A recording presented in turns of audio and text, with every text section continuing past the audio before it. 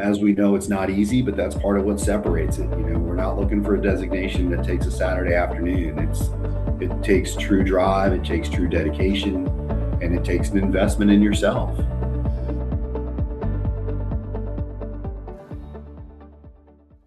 Welcome to our commercial real estate series, Behind the Building, giving our audience a behind-the-scenes look at different aspects of commercial real estate, featuring industry professionals and leaders who we work with every day to make it all happen. Specifically related to commercial real estate industry, I will be spending a few episodes coming ahead on talking to fellow CCIM designees who believe in the power of the pen and our organization. With me today is PJ Doherty, a fellow CCIM member who practices commercial real estate in the coastal area, and he's with Carolina Commercial Investment Properties in our great state of North Carolina. Welcome, PJ. Thank you. Yeah. So first, let me provide a little insight for our audience on the CCIM Institute, which stands for Certified Commercial Investment Member. And they've been around since 1967.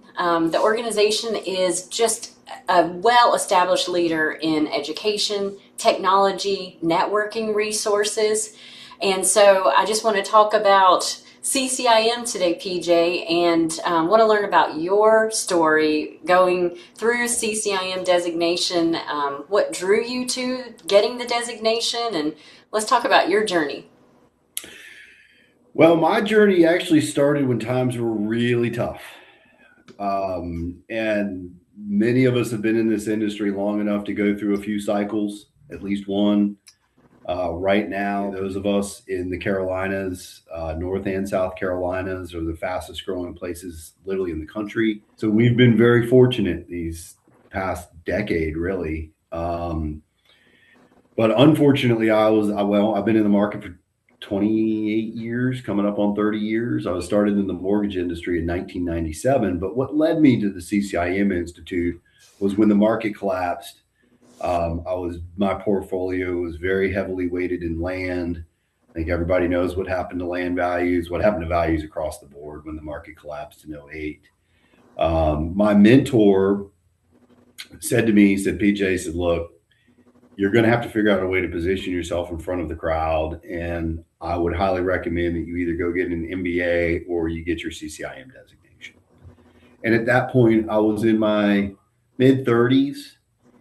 Late 30s, mid 30s, late 30s. And I really didn't know if I wanted to go back to get a master's degree. At that point, I'd been graduated from college for 15 years or so. So going back to the collegiate role. And also, Emily, you got to remember is the MSRE programs, the master in real estate programs that many universities offer now, those were not programs that were even available in those days. And so I started to, coincidentally, one of the legends in the CCIM Institute is a woman named Susie Jones Walker. And Susie happened to live in Las Vegas and was an instructor, which is where I was living at the time. So I signed up for the 101 class. It was in Santa Ana, California. So I went down to Orange County and took the class. And it was the light switch that my career really needed. I had studied finance in college, kind of thought, well, maybe I'll, be a Wall Street guy or a financial advisory guy. And after doing some internships and working for Merrill Lynch, just maybe my Catholic upbringing, my moral compass just pointed a little bit differently than kind of the trends on Wall Street. And this was how I took that finance background and was able to connect it with my passion for real estate. And it finally, the puzzle pieces just started to click together. And so, 101 to 102 and on my way through. And I'm proud to say that it was most challenging. It was my most challenging accomplishment in my career. As we know, it's not easy, but that's part of what separates it. We're not looking for a designation that takes a Saturday afternoon. It takes true drive, it takes true dedication, and it takes an investment in yourself. Yeah. So I've heard a lot of other designees call it the masters of real estate. Yeah. It's equivalent to that. It does require a lot of time in the seat for your coursework and the portfolio of business and transactions that you've done, and the big test at the very end. So it's not for the weak of spirit, so to speak. And I'm glad that you had that light bulb and that it directed you into a really good path for your real estate career moving forward. My elevator pitch is similar. Is basically it's a master's degree in commercial real estate. Mm-hmm. And I think most of the university and the collegiate programs will be honest with you and say this platform started with the CCIM curriculum. Mm-hmm. And so, yeah, and I'll never forget, it was April 20, it was 4/20, 2010. And I took the exam in New Orleans, and I was walking around in the French Quarter waiting for a phone call. Back in those days, they called you because you had to do it on a cap. Matter of fact, here you go. All the old school CCIM guys will love this. Oh yeah, the Hewlett Packard. HP 12C right there within arm's reach, on top of all the rest of the files and leases. And that's right. And back in those days, you punched the number, and if you missed a discounted cash flow in year 4, it was like, oh man, you start all over again. But that was also the day the BP oil dike blew in New Orleans. Oh wow. Yeah. So it was a monumental day for me and also for our country. It was interesting time to be in New Orleans. It was an interesting time in our country for sure. We're just really trying to claw our way back. But yeah, and I still to this day, as a matter of fact, am in contact with fellow CCIM buddy Mike Wiles. He's a medical office building guy down in Charlotte. And I met him in New Orleans at that test, and he and I still, we still talk, probably annually. That's great. Yeah.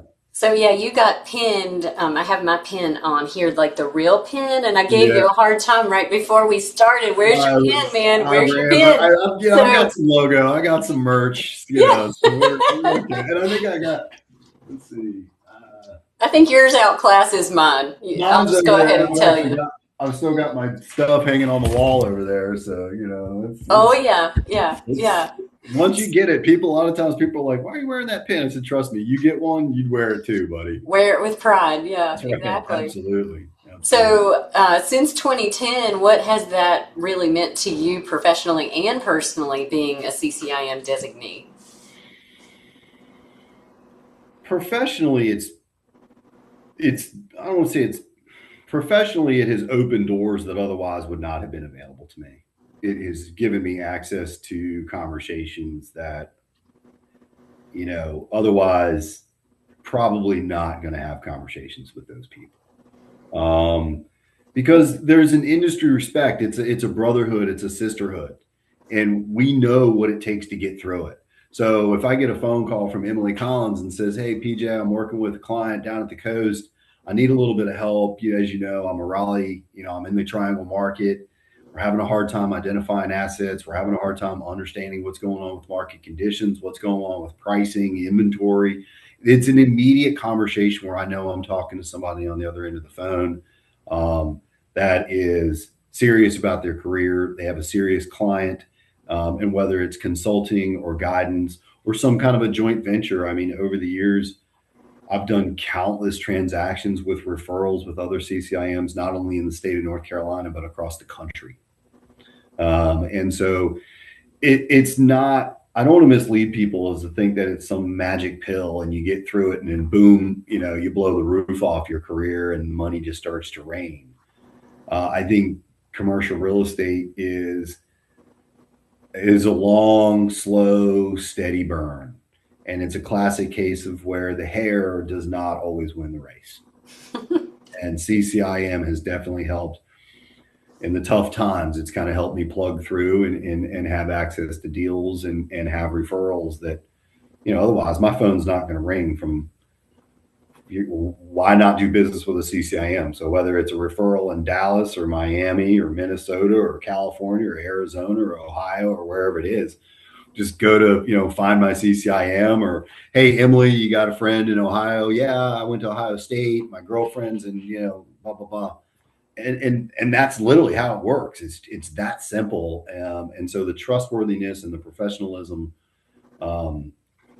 is bar none. Yeah, I agree. When you do have some of those downtimes, it can be an incredible opportunity to maybe hone in on some of the education um, curriculum that continues to be dripped out every day. Like there's a class that you can take all the time. Every week, I think there's an offering. And so even with that core set of classes that we took, and then that continued education offerings, what would you say, how's that helped you deliver the best in class service to your clients?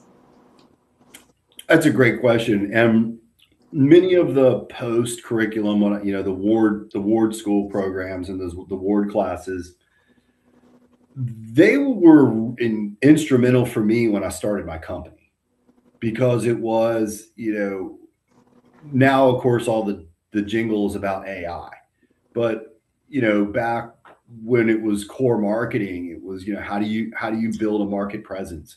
What do you do to create a brand? How do you utilize the network to launch your career? And I mean, the courses are endless. There's something in there for everybody, whether you're a medical person or you're an industrial person or retailer. Of course, there's a lot of stuff around retail and office.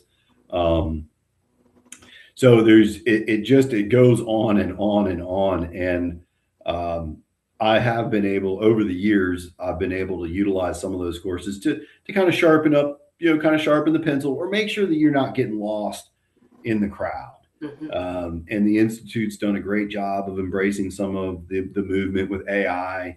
And so, I'm not a huge AI person. I don't believe AI is going to replace what we do on a day-to-day basis. But how are my fellow practitioners utilizing AI, for example? And that's, there's a class probably every other week or three on just that one subject topic.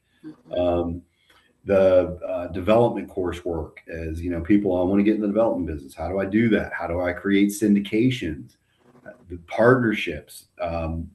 It's an infinite amount of education that's available to you. And more than likely, if there's an area of expertise that you're seeking or you're looking to sharpen your pencil, there's a high probability that there's a ward course available to you. For sure, for sure. And it's a lot more affordable. And because much of it's online now, it's approachable. Back 15 years ago, we didn't do this. Yeah, and just no excuses to get better and to make sure that you are always sharpening that pencil and making sure that you're the best of the best, because that's really how we add value to our clients. So I know we could talk about CCIM all day, but I'm going to wrap up this interview with the last question, talking about the next generation of brokers. Why should they pursue the path to the pen? Why should they be interested in the CCIM Institute and what it has to offer? Going back to a comment I made earlier, there is a referral network that is robust. And once you get through the curriculum and you get through the program, between the face-to-face biannual conferences that are just incredible. Emily, as you know, the North Carolina State chapter is an award-winning chapter every year. North Carolina is an incredibly diverse state, as many are. So not only having a local network within our community here, just in Wilmington, as small as it is and growing rapidly, and the network in Charlotte and Raleigh and Greensboro and Greenville and Winston and now across the state. So the state chapter, I literally have what I would consider lifetime friends now that I've just cherished through being involved on the board with the North Carolina State CCIM chapter, the level of professionalism of some of the people that I sat on that board with still to this day are just world-class people, incredibly brilliant and amazing at what they do.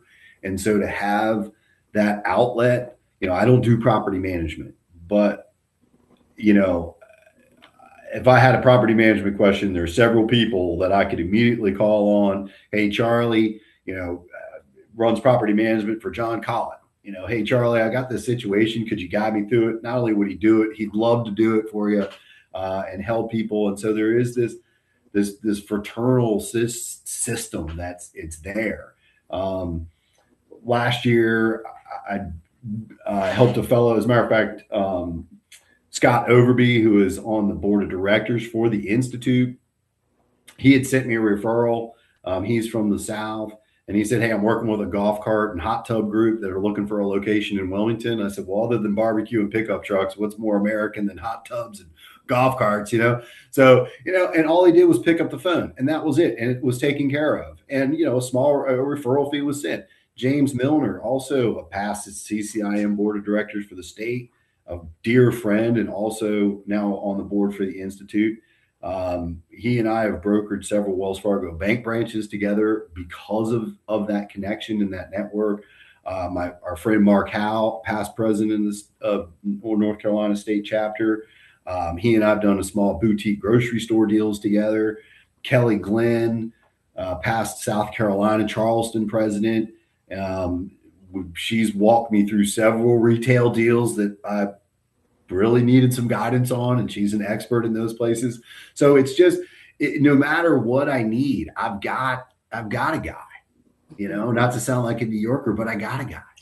I do. I've got the best woman, the best person, the best man, the best professional in the industry. I've got them at my fingertips.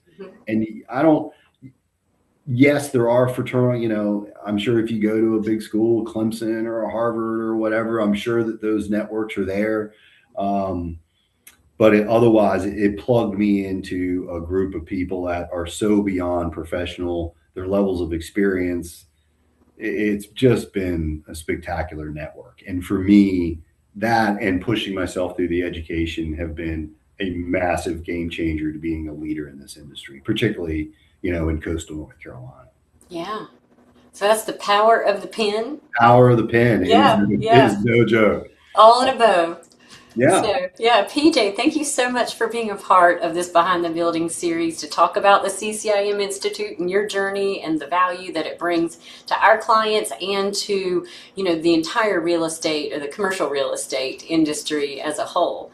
I can encourage viewers to reach out to me, as I want to be your resource for all things commercial real estate. And I can help connect you with PJ should you like to explore commercial real estate in the coastal areas of North Carolina. And be sure to keep an eye out for future Behind the Building interviews with other leaders just like PJ.